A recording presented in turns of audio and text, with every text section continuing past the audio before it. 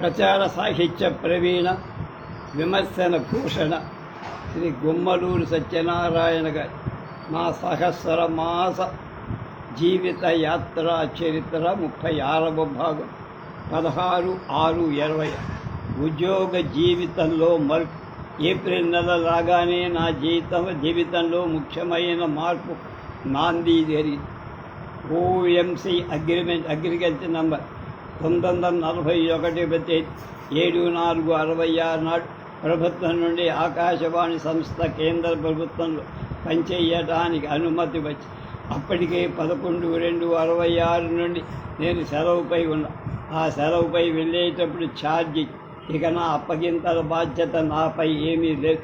అయినా రాష్ట్రం నుండి కేంద్ర ప్రభుత్వం శాశ్వతంగా మారుతున్నా కనుక త్వరలో రాష్ట్ర ఉద్యోగిగా విరమణం చెయ్యాలి. 9/4/20 నా వ్యవసాయ శాఖ నాకు వీడ్కోలి.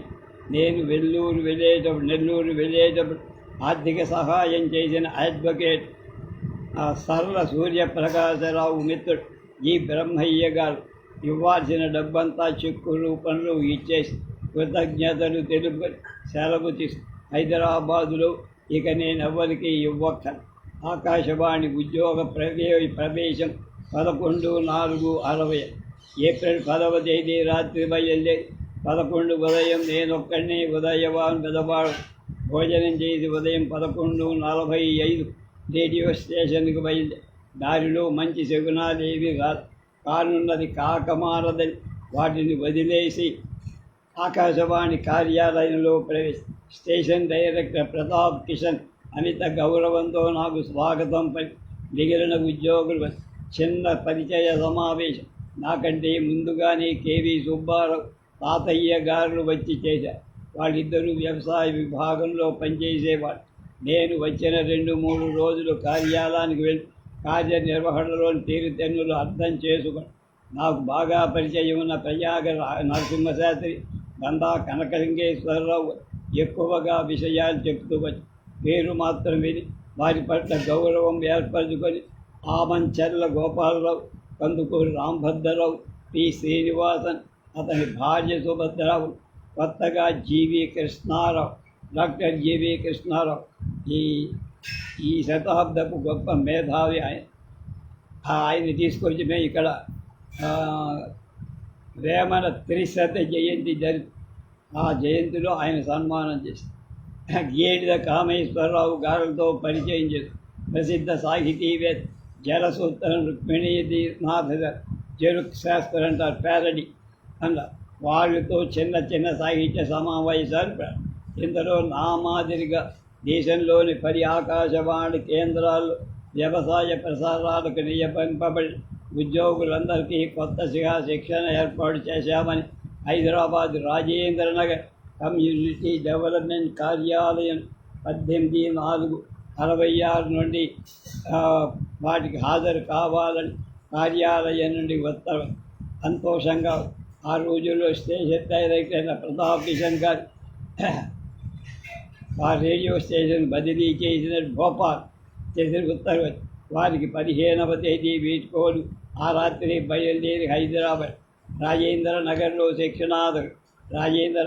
మా శిక్షణా తరగతులు ప్రారంభమై నాపై ఎక్కువ అభిప్రాయం ఉందని షేర్ సింగ్, సివి కృష్ణమూర్తి, వెబ్స్టర్ మొదలైన వారు నాకే ఎక్కువ అవకాశం నాయకత్వం ప్రతిరోజు 1 గంట కాలం వ్యవసాయ ప్రసారాలు చేయాలని నిర్ణయించాం.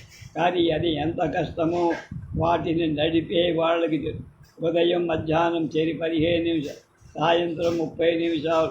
వాటిలో రైతులకు దినసరి ఆలోచనలు, రైతుల అనుభవాలు, సమస్యలు మొదలైనవి కూడా ఉండాలని ఈ నూతన కార్యక్రమాలు జూన్ 7వ తేదీ ఒక గ్రామ వాతావరణ ప్రారంభోత్సవం జరుపుదామని కొన్ని రాష్ట్రాలు వచ్చిన వారు ఈ జూన్ 7వ తేదీ యొక్క ప్రాముఖ్యం తెలియదు. ఇది నా ప్రతిపాదన. ఆనాడు మృగశిరా ప్రవేశం, అదే వ్యవసాయం గారి సంపత్తుల ఆరంభం. నా ఉద్యోగ విషయంలో షేర్ సింగ్ చాలా శ్రద్ధ తీసుకున్నారు.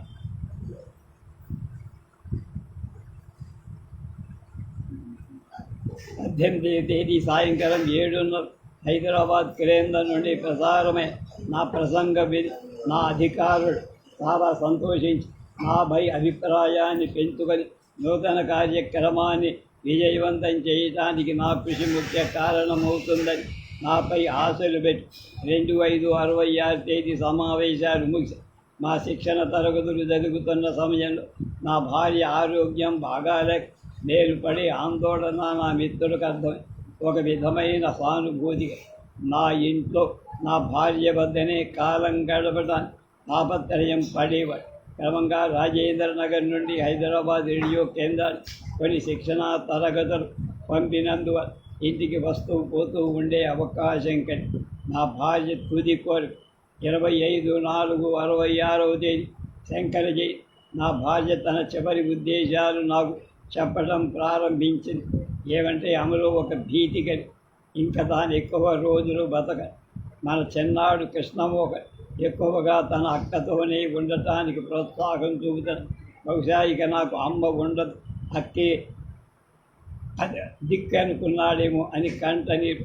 28/4/66 తేదీ నా అనంతరం నా నగలు చీరలు సర్వస్వం మన పాపాయికి ఇచ్చే అంటూ మగపిల్లలతో కాస్త ఎక్కువగా అబ్బాయికి పెద్దవాడికి ఇవ్వండి అని తాను చదువుకోవడానికి వెళ్ళిపోయాడు.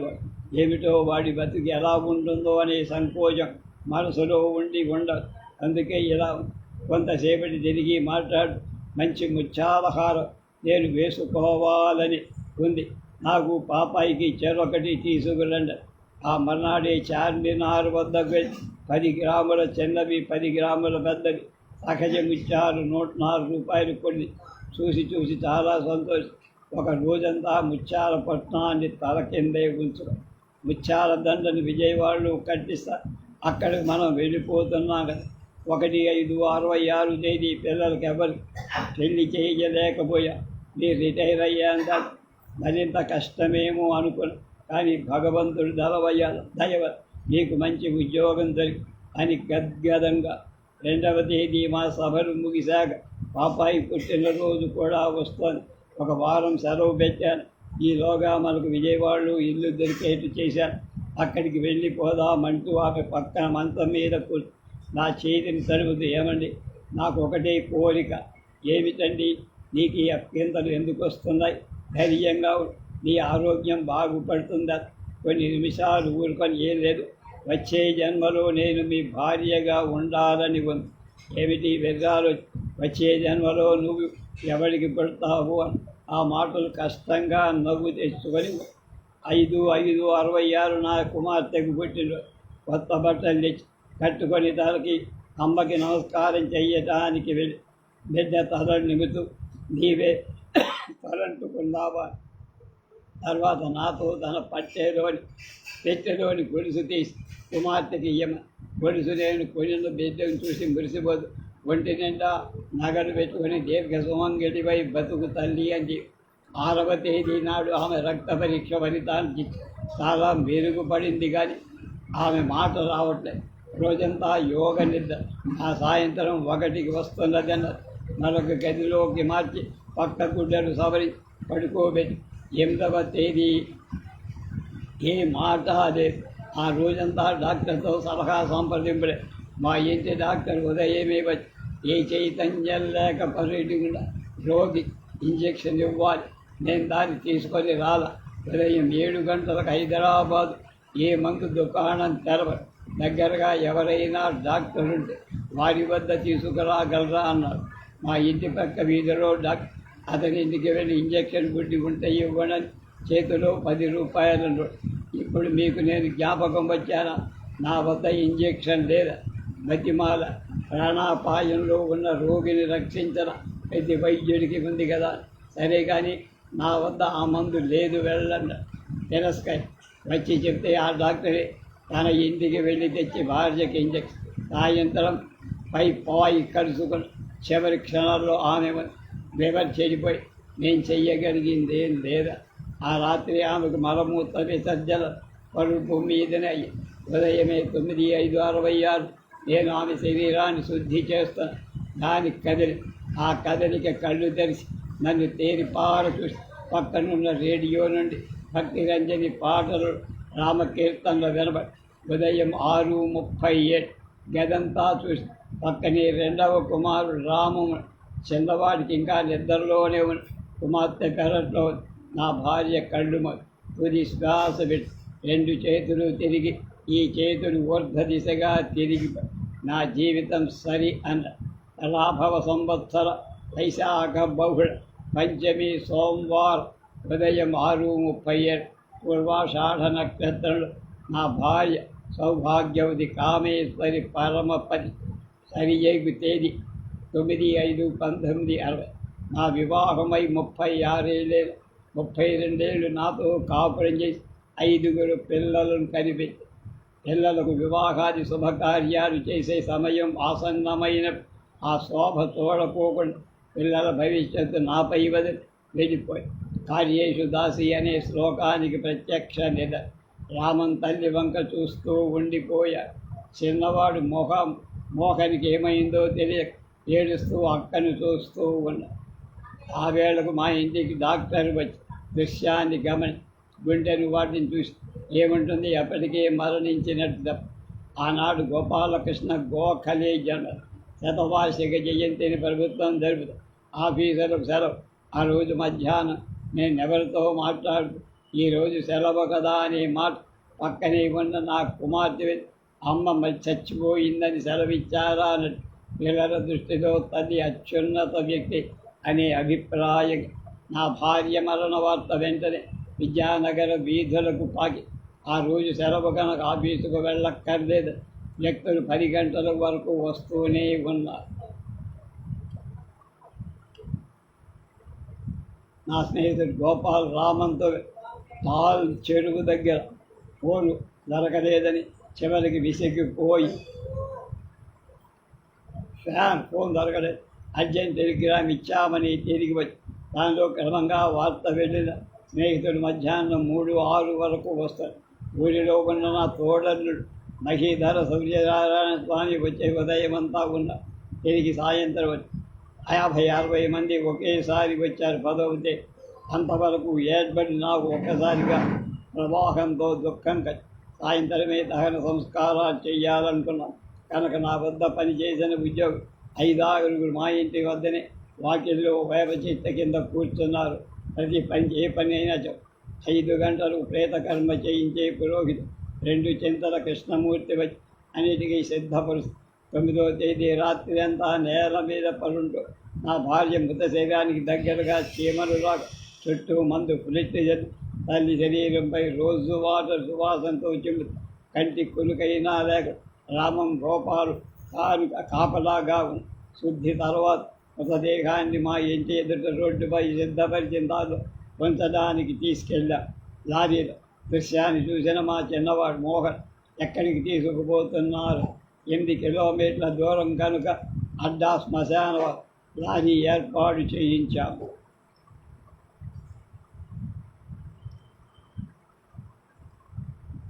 మంగళవారం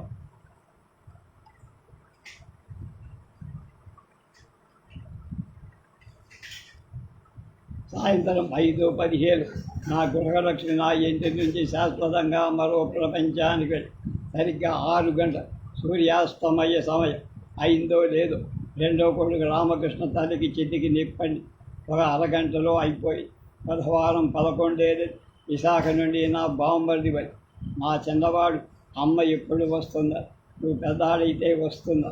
గురువారం 12 6:30 కొడుకు రాజు పాలు తేరు నుంచి వచ్చారు. వస్తూనే తాడో గది చూశారు. తల్లితో వాటికి చివరి పరిచయం. మధ్యాహ్నం పోస్టులో అమెరికా నా పెద్ద కుమారుడు తల్లికి ఆమె పేరు $50 చెక్కు పంపించగా అందిందనుకుంటున్నాను. తల్లికి రాసిన ఉత్తరంలో ఆమె మరణ వార్త ఇంకా అందుకోలేదు. మాకు గారు చల్లగా చెప్పమ అన్నట్టు ఉత్తరం వ్రాశారు. మిగతా విషయాలు రేపు.